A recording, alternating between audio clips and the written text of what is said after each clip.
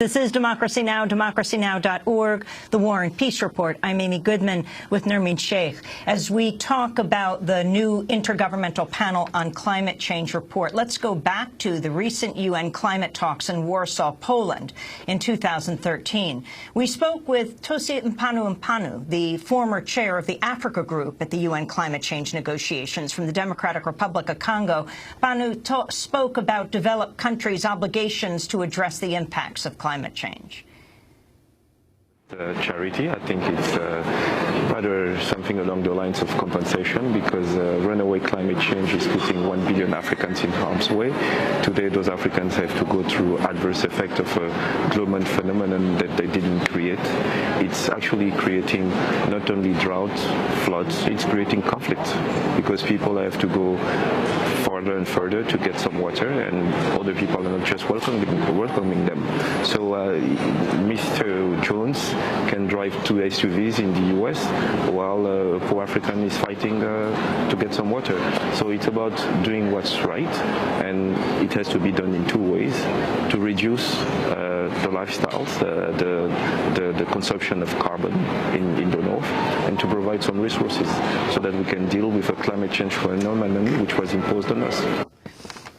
I wanted to get the comments of our guests today, Salim al-Haq and Michael Oppenheimer. Michael Oppenheimer, professor at Princeton University, and Salim al-Haq both are co-authors of the newly released Intergovernmental Panel on Climate Change report. We're also joined in Sweden by Tim Gore of Oxfam. Salim al-Haq in London, if you can talk about the effect of climate change on the least developed countries, sticking with this theme of how this increases disparity in the world.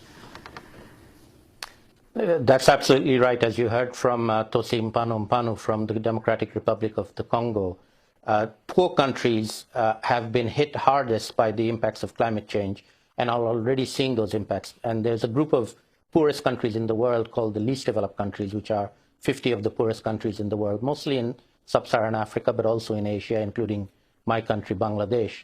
And these countries are recognized to be the most vulnerable, and there are obligations that the rich world have taken on to support them and help them. They have made pledges of funding, but they haven't met those pledges fully yet. So that's one aspect that they need to do.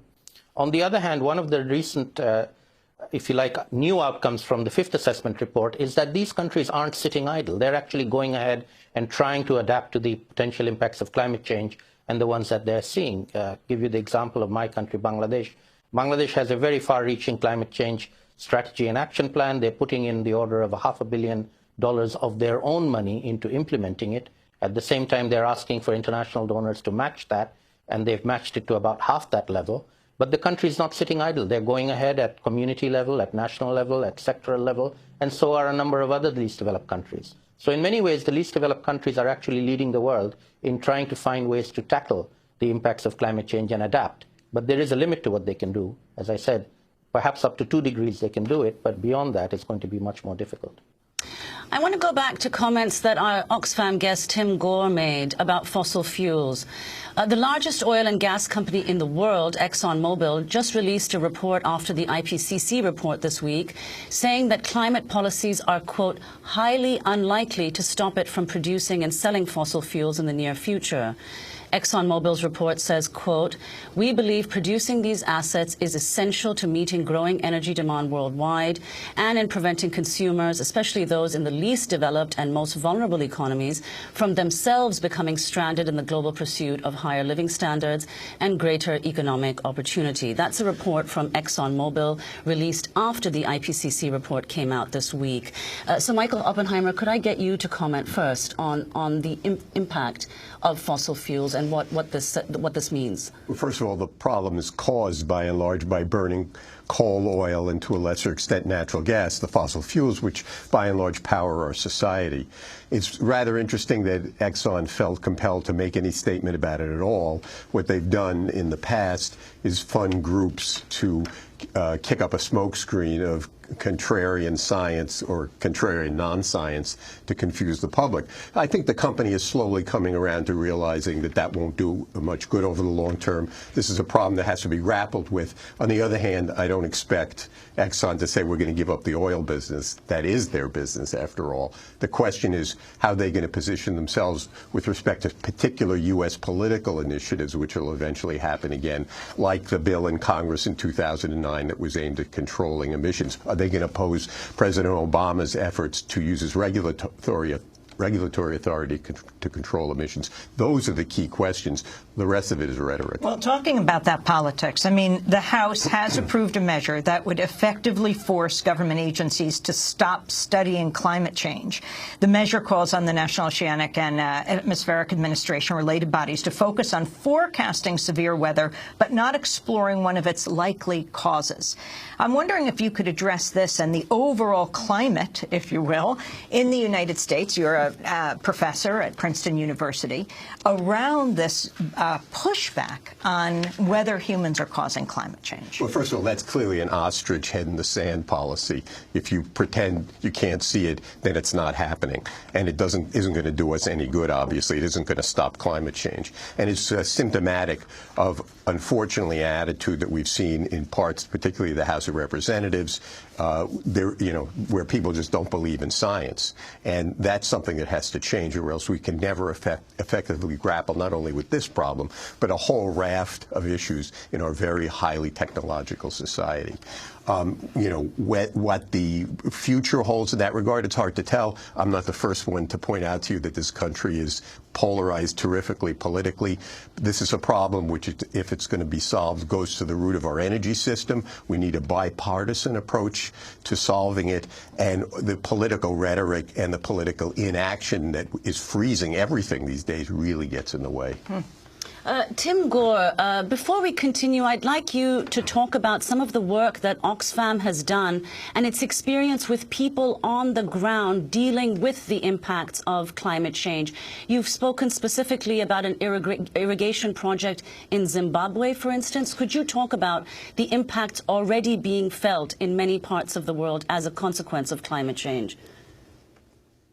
Yeah, absolutely. And, Oxfam's working in many countries right around the world, already grappling with those impacts with small-scale farmers across sub-Saharan Africa, working with them to understand how the seasons are changing, what that means for their cropping patterns, helping them to think about different seeds, different planting regimes, helping with small-scale irrigation schemes. Actually, in Bangladesh, in Salim's country, Oxfam's doing a lot of work on early warning systems to make sure that fisherfolk and other people living in highly vulnerable areas, essentially below sea level, get the information that they need about incoming storm surges or cyclones so that they can get out of harm's way in time. So I think, as Salim says, there's a whole raft of action that is going on now in some of the poorest countries to try to adapt to climate change. And that's very welcome, and we're working on that in partnership with many other organisations. But as Salim has also said, there are real limits here to what the poorest countries can do on their own. You only have to look at the amount of money that rich countries are spending on adaptation. In the US, for example, I think the Congress approved something like $60 billion for the recovery efforts following Hurricane Sandy in New York. Those are the orders of magnitude that we're talking about in terms of dealing with this problem. Another example from the US is the amount of money public money that's currently being spent to support farmers in the US to deal with climate impacts or to insure their crops. Something in the order of $1 billion or just over $1 billion of public money going in to support the insurance schemes that protect farmers in the US in the wake of losses like we've seen from the droughts in 2012 or currently ongoing in California. Now, those are huge sums of money, of public money being invested by rich countries in their own protection, their own adaptation, their own preparedness for climate impacts. The poorest countries on the planet simply don't have those resources to draw upon. They are investing some of their own money, but they need more support from the international community, from the rich countries that in the end have emitted most of the greenhouse gases into the atmosphere. And it's they that are responsible for providing some of that money to make sure that the poorest people, who are least responsible for this problem, get the kinds of resources that they need to adapt. And the example that you gave from Zimbabwe is important because it's an example actually of the limits to adaptation. And although we can do a lot and we must do a lot to adapt to climate change, we are also starting to see already in some instances that there are limits to adaptation. We can't adapt to any types of climate impacts. And that particular example in Zimbabwe is of an irrigation scheme where it's helped the local community to deal with more erratic rainfall. But when you get very extreme droughts, the water table drops so low that there is not enough water pressure to get water into the system. And it just goes to highlight that in the end, although we must increase our efforts to adapt very rapidly, unless we also reduce our greenhouse gas emissions, the levels of global warming we're going to see will surpass our adaptive capacities within the next 2, 3, 4 decades. And so it's absolutely critical that we scale up adaptation, but at the same time we drive down greenhouse gas emissions. That's the only way to protect the poorest people on the planet from going hungry because of climate change. I want to turn to a report released the same day as the IPCC report by the Non-Governmental International Panel on Climate Change, or NIPCC. The study was funded completely by the Heartland Institute, a think tank that systematically questions climate change. This is what the report had to say about global warming. Quote, a modest warming of the planet will result in a net reduction of human mortality from temperature-related events. More lives are saved by global warming via the amelioration of cold-related deaths than those lost under excessive heat. Global warming will have a negligible influence on human morbidity and the spread of infectious diseases, a phenomenon observed in virtually all parts of the world, they said.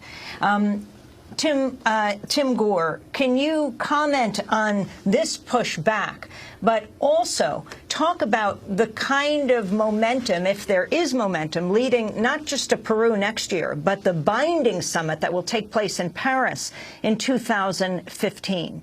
The Heartland Institute may not be significant in the world, but in the United States, it's part of that force that's trying to prevent any kind of binding action on climate change. Yeah, and this is, goes back to the problem of corporations like Exxon, the powerful economic interests that are currently profiting from our high carbon economic model and that stand to lose the most from a transition to a low carbon fair alternative. And we know that when you can track the financing from those groups into groups like the Heartland Institute and others that are lobbying the US government, lobbying interests also in Brussels, trying to prevent the European Union from taking more ambitious action on climate change, lobbying in the Australian context as well, and behind many of the more regressive steps that the Australian government has taken on climate change in recent months as well. So this is an insidious influence of the fossil fuel industry. We're seeing it in our climate politics all around the world, and it's working directly against the interests of the poorest and the most vulnerable people on the planet who are already being impacted by climate change. And we have to stand up to that. And I think that's why you're seeing an increasing movement starting to build, starting to swell, with strong roots there in the US around divestment, around starting to say, actually, if we want to get serious about tackling this problem, there's no question of a partnership with some of these energy companies. They simply don't have any interest in seeing climate change tackled. What we have to do is we have to get the money, the investment out of those companies and into cleaner, sustainable, renewable energy alternatives. Salim Haq, we just have 15 seconds. If you could comment from London on that point of where you're going from here. And Michael Oppenheimer, 15 seconds as well. Well, I think, to cite the example of the fossil fuel companies that you mentioned, it's like they are the drug suppliers to the rest of the world who are junkies and are hooked on fossil fuels. But we don't have to remain hooked on fossil fuels. Indeed, we are going to have to cut ourselves off from them if we want to see a real transition and prevent the kinds of temperature rises that I mentioned up to 4 degrees. The only way is to wean ourselves off the fossil fuels that we use at the moment. Professor I just want to point out, it's not just a problem for the rest of the world. Just think about Hurricane Sandy. Think about how hard it was to deal with that storm. That's today's storms. Think about what happens over the next 10, 20, 30 years when sea level goes up and the storms, in most cases, get worse. I want to thank you all for being with us. Michael Oppenheimer and Salim Haq, both co-authors of the newly released Intergovernmental Panel on Climate Change report. And thank you so much to Tim Gore of Oxfam speaking to us from